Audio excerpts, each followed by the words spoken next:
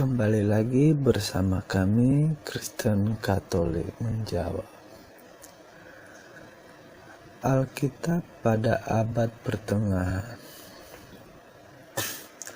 Segenap umat Kristen berhutang budi kepada para kaum religius, imam, biarawan, dan biarawati yang menyalin memperbanyak, memelihara dan menyebarluaskan Alkitab selama berabad-abad.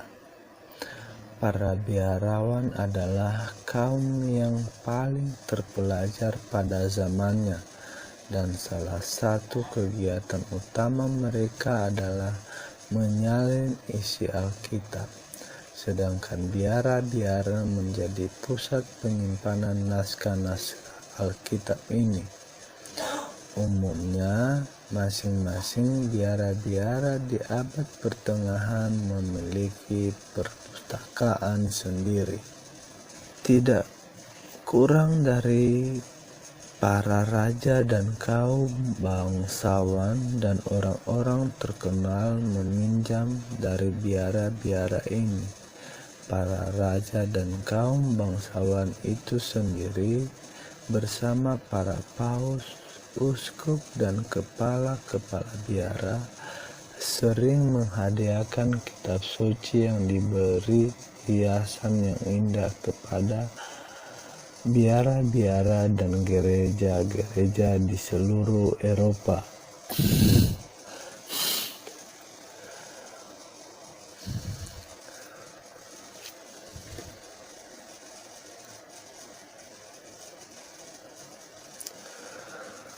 Untuk menyalin Alkitab lengkap diperlukan kekurangan 10 bulan tenaga kerja dan sejumlah besar perkamen yang mahal harganya untuk memuat lebih dari 35.000 ayat-ayat dalam Alkitab. Hal ini menjelaskan mengapa orang banyak tidak mampu memiliki setidaknya satu set Alkitab lengkap di rumah-rumah mereka. Mereka biasanya hanya memiliki salinan dari jumlah pasal dalam Alkitab yang populer. Jadi kebiasaan memiliki bagian tertentu dari Alkitab secara terpisah adalah kebiasaan yang sepenuhnya Katolik dan yang hingga kini masih dilakukan. Alkitab pada abad pertengahan umumnya ditulis dalam bahasa Latin. Hal ini dilakukan sama sekali bukan dimaksudkan untuk menyulitkan umat yang ingin membacanya. Kebanyakan orang pada masa itu buta huruf, sedangkan mereka yang mampu membaca juga dapat mengerti bahasa Latin. Latin adalah universal pada waktu itu.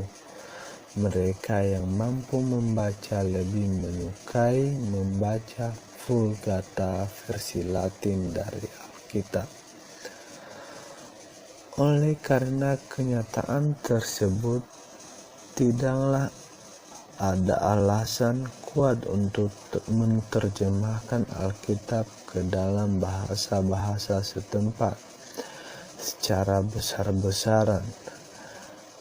Namun meski demikian, harap diingat bahwa sepanjang sejarah Gereja Katolik tetap menyediakan terjemahan Alkitab dalam bahasa-bahasa setempat. Martin Luther dan Alkitab Protestan. Pada tahun 1529, Martin Luther mengajukan Konon Palestina yang menetapkan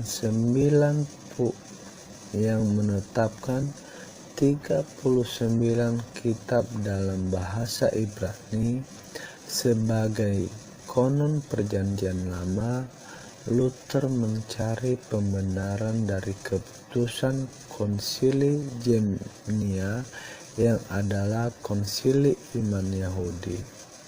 Jadi bukan sebuah konsili gereja Kristen bahwa 7 kitab yang dikeluarkan dari Perjanjian Lama tidak memiliki kitab-kitab aslinya.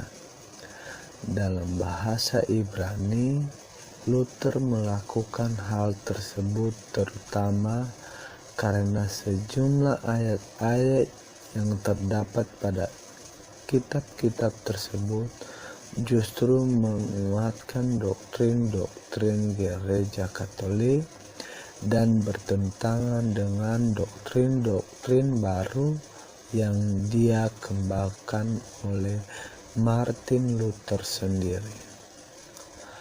Oleh karena alasan yang serupa, Martin Luther juga nyaris membuang beberapa kitab lain. Surat Yakobus, Surat Ibrani, Kitab Ester, dan Kitab Wahyu. Hanya karena bujukan kuat oleh para pendukung kaum reformasi Protestan yang lebih konservatif, maka kitab-kitab di atas tetap dipertahankan dalam Alkitab Protestan. Namun demikian tidak kurang, Martin Luther mengecam bahwa surat Yakobus tidak pantas dimasukkan dalam Alkitab untuk mendukung salah satu doktrinnya yang dikenal yaitu sola fide, bahwa kita dibenarkan hanya oleh iman saja. Dalam Alkitab terjemahan bahasa Jerman, Martin Luther menambahkan kata saja, tak saja, pada surat Roma 3 pasal 28. Hingga ayat tersebut berbunyi, karena kami yakin bahwa manusia dibenarkan karena imannya saja dan bukan karena ia melakukan hukum Taurat. Tidak heran kalau Martin Luther meremehkan surat Rasul Yakobus dan berusaha untuk membuangnya dari Perjanjian Baru, karena justru dalam surat Yakobus ada banyak ayat yang menjatuhkan doktrin sola fide yang diciptakan oleh Martin Luther tersebut. Antara lain dalam Yakobus 2:14-15 tertulis, apakah gunanya saudara-saudaraku jika seorang mengatakan bahwa ia mempunyai iman padahal ia tidak mempunyai perbuatan? Dapatkah iman itu menyelamatkan dia? Dan Yakobus 2:17, demikian juga halnya dengan iman.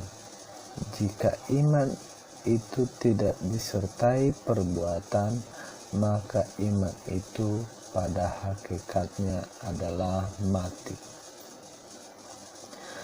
Dan Yakobus 2:24, jadi kamu lihat bahwa manusia dibenarkan karena perbuatan-perbuatannya dan bukan karena iman. Pertanyaannya sekarang adalah, kitab Perjanjian Lama manakah yang lebih baik Anda baca? Kitab Perjanjian Lama yang digunakan oleh Yesus, para penulis kitab-kitab Perjanjian Baru, dan gereja purba, atau kitab Perjanjian Lama yang ditetapkan oleh iman Yahudi yang menolak Yesus Kristus itu sendiri, bahkan menindas umat Kristen pada waktu itu. Alkitab Katolik. Bahkan sebelum pecahnya reformasi Protestan, ada banyak versi-versi Alkitab yang beredar pada masa itu.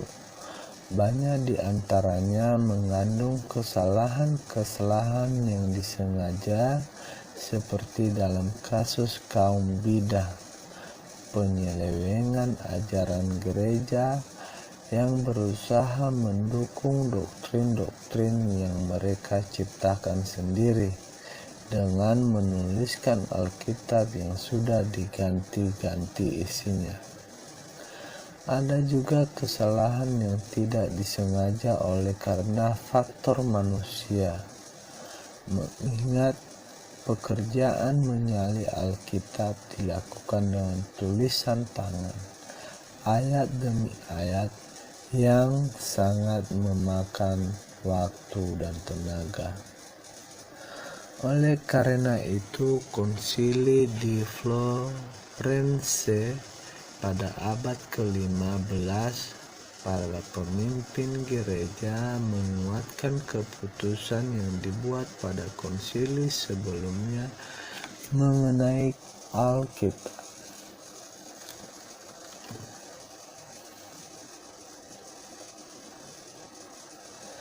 Setelah meletusnya reformasi Protestan pada Konsili Trinate oleh Gereja Katolik pada tahun 1546, dikeluarkan dekret yang memisahkan Vulgata versi Latin dari Alkitab sebagai satu-satunya versi resmi yang diakui dan sah untuk umat Katolik. Alkitab ini direvisi pada tahun 1590 dan juga oleh Paus Clement VIII pada tahun 1593. Selanjutnya Konsili Vatikan I kembali. Gereja Katolik menegaskan keputusan konsili-konsili sebelumnya tentang Alkitab. Oleh karena itu, akhir tulisan ini kita dapat membuat beberapa kesimpulan. Berdasarkan sejarah, Alkitab adalah sebuah kitab Katolik. Perjanjian Baru ditulis, disalin, dan dikoleksi oleh umat Kristen Katolik. Konon resmi dari kitab-kitab yang membentuk Alkitab Perjanjian Lama dan Perjanjian Baru ditentukan secara berwibawa oleh wewenang Gereja Katolik pada abad keempat. Menurut akal sehat dan logika, Gereja Katolik yang memiliki kuasa untuk menentukan firman Allah yang infalibel, bebas dari kesalahan, pasti juga memiliki otoritas yang infalibel, bebas dari kesalahan, dan juga bimbingan Roh Kudus, seperti yang telah Anda lihat. Terlepas dari deklarasi oleh Gereja Katolik, kita sama sekali tidak memiliki jaminan bahwa apa yang tertulis dalam Alkitab adalah firman Allah yang asli. Jika Anda percaya kepada isi Alkitab, maka Anda juga harus percaya kepada wibawa Gereja Katolik yang menjamin keaslian Alkitab. Adalah suatu kontradiksi bagi seorang untuk menerima kebenaran Alkitab tetapi menolak Gereja Katolik. Logikanya, mereka mestinya tidak mengutip isi Alkitab sama sekali, karena mereka tidak memiliki pegangan untuk menentukan kitab-kitab mana saja yang asli, kecuali tentunya kalau mereka menerima wibawa mengajar Gereja Katolik. Sekian teman-teman, itu yang menjadi sejarah terbentuknya Alkitab, dan terlihat di sini bahwa menegaskan bahwa Martin Luther yang membuang beberapa kitab. Sekian, terima kasih.